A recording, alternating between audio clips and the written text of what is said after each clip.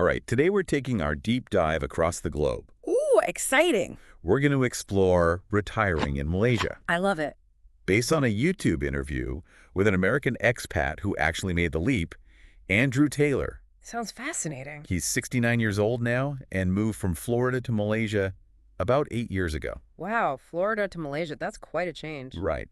And he's happily retired there. Happily retired. Okay, got to hear more about this. Exactly. So we're going to uncover what surprised him most about life over there, what it's really like day to day. The nitty gritty. Yeah. And ultimately, see if maybe this could be your retirement dream too. Yeah, we're talking. We'll also get into the practical stuff like the cost of living, how Andrew manages his finances, and even some of the challenges he's run into. Got to keep it real, right? Absolutely. Okay, so right off the bat, Andrew mentions that a lot of Americans, when they think about Malaysia, they picture it as this strict Muslim country. Yeah, I can see that. But he really wants to debunk that stereotype. Oh, good, And because it's important to get the facts straight.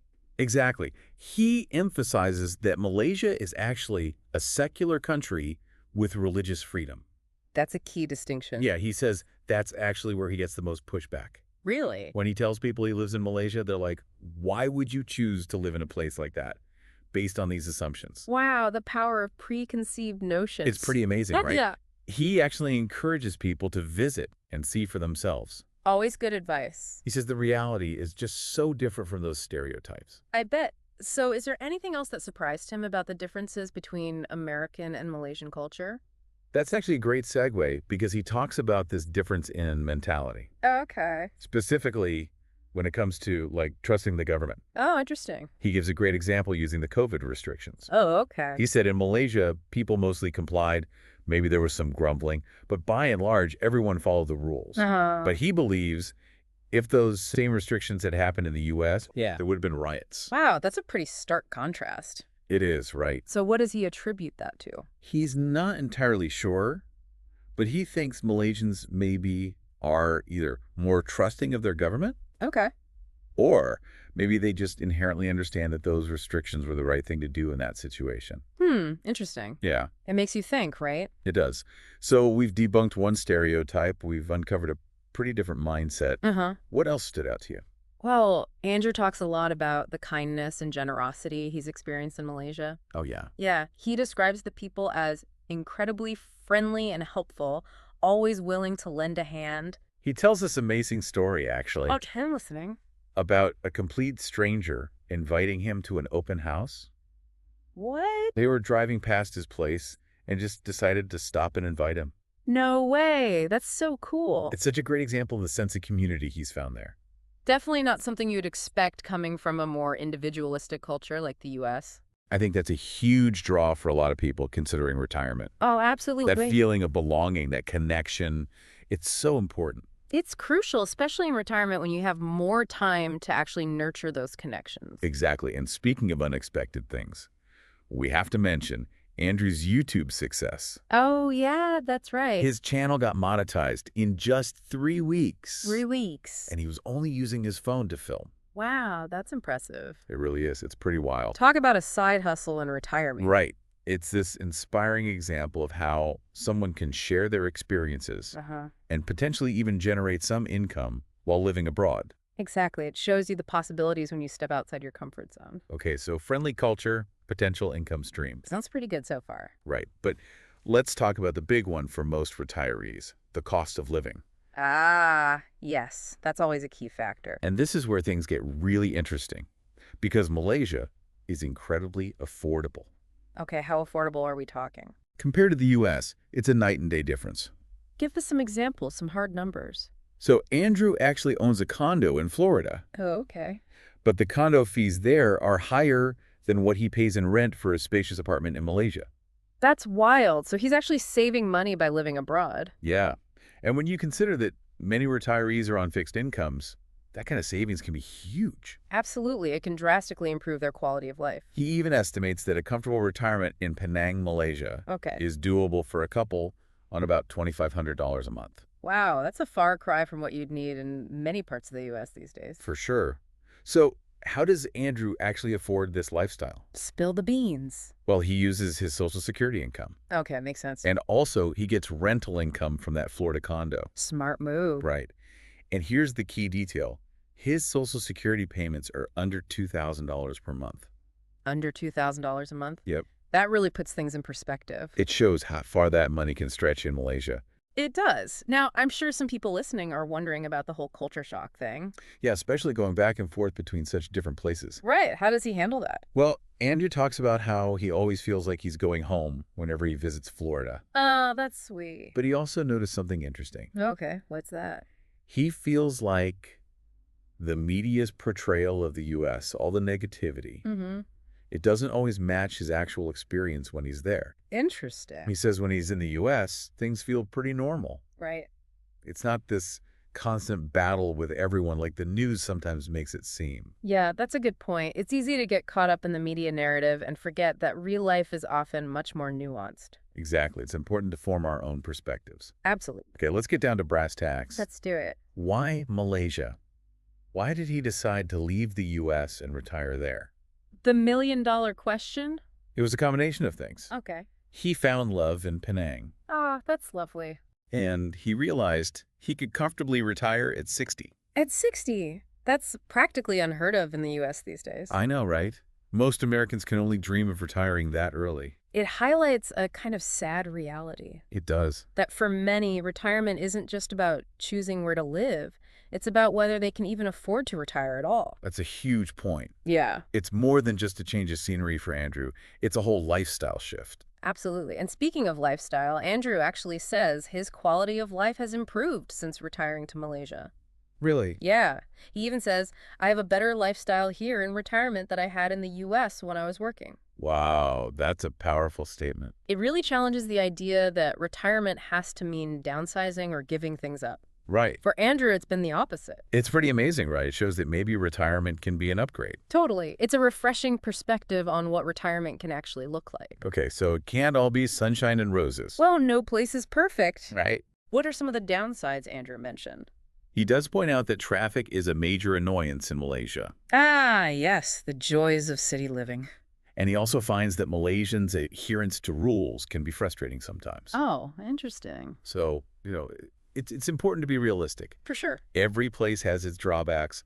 Malaysia's no exception. It's about weighing those downsides against the positives and figuring out what matters most to you. Right. What are your non-negotiables? Exactly. Now, a lot of people think about Thailand as a retirement destination. Oh, yeah. Very popular. So why Malaysia? What made Andrew choose Malaysia over a place like Thailand? He had a few reasons. Okay. He prefers the infrastructure in Penang Okay. and the fact that English is more widely spoken there. Makes sense. Plus, he just felt a stronger connection to the Malaysian culture. Ah, so personal preference plays a big role. It really does. It's all about finding the right fit for you. Absolutely. Beyond all the practical stuff, Andrew shares something really profound about his personal philosophy. Oh, I love when people get philosophical. It gives you a glimpse into the values that led him down this unconventional path. I'm all ears. He really emphasizes the inherent worth and dignity of every person. That's beautiful. Isn't it? It speaks to a deep respect for humanity. It does. Makes you wonder if that outlook is part of what drew him to Malaysia, a place where different cultures and religions coexist so peacefully.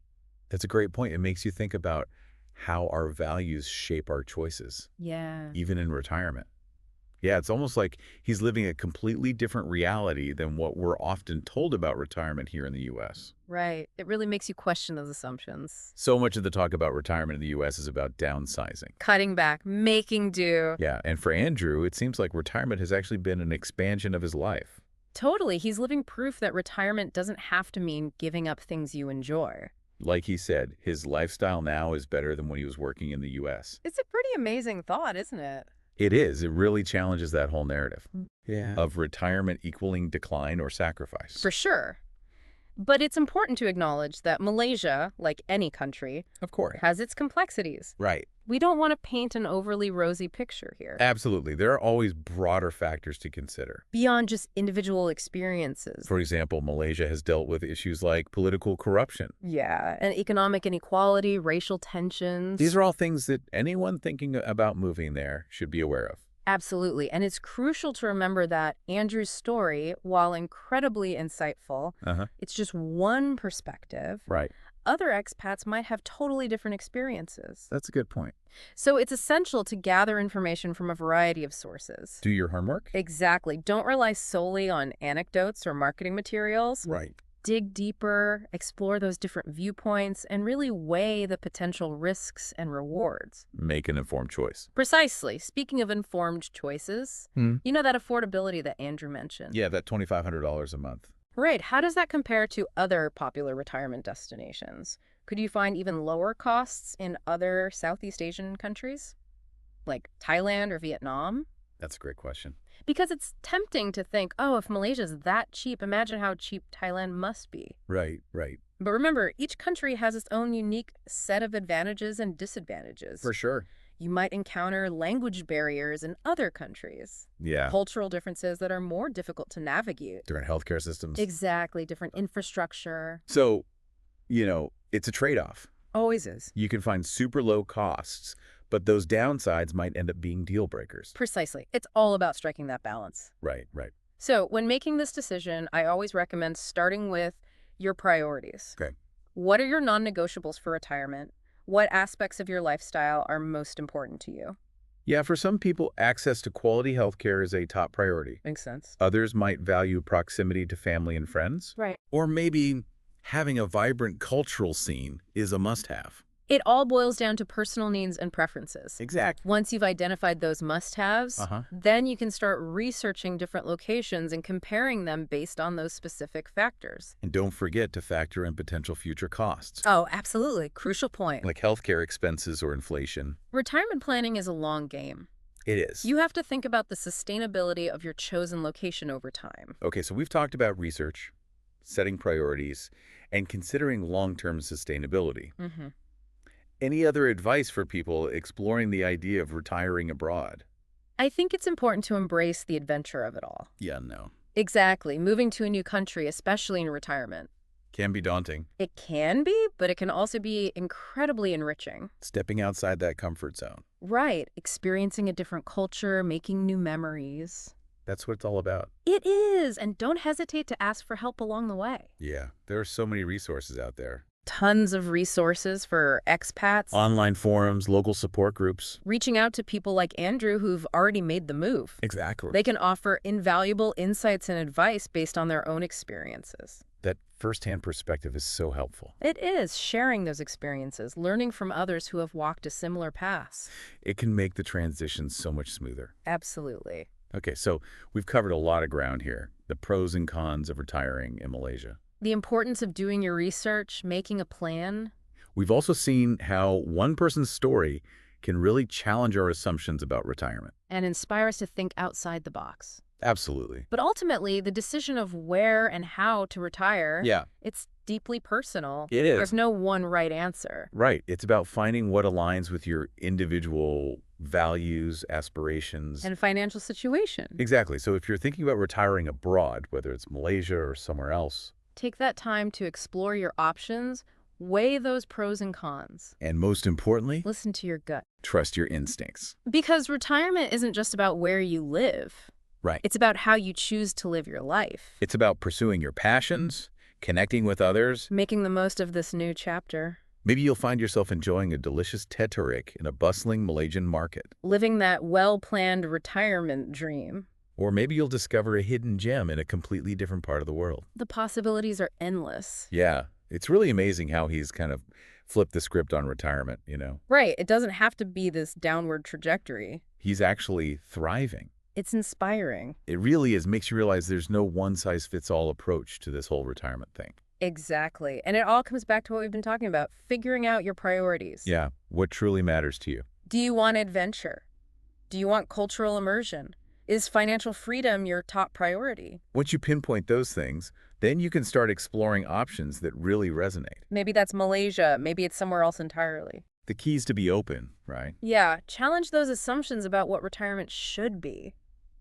Andrew's story shows us that you don't have to settle. You can actually create a retirement that feels like an upgrade. An upgrade. I love that. And that upgrade could mean so many different things. A change of scenery, new experiences, or even just a shift in perspective. It's about finding what brings you joy and fulfillment in this new chapter. So as we wrap up our deep dive into retiring in Malaysia, Uh-huh. let's shift the focus back to you listening. What really stood out for you in Andrew's story? Did the affordability catch your attention? Or the idea of immersing yourself in a new culture? Maybe it was that sense of community he talked about. Or perhaps the courage to just reinvent yourself in a whole new environment? Whatever it was, we hope Andrew's experience has got you thinking a little differently about your own retirement journey. Yeah, to explore those what-ifs, those possibilities you might not have considered before. Because retirement isn't just an ending, right? It's a new beginning. A chance to write a whole new chapter filled with purpose, passion, and maybe even a few adventures. Absolutely. Thanks for joining us on this deep dive. Until next time, keep exploring, keep dreaming, and keep living life to the fullest.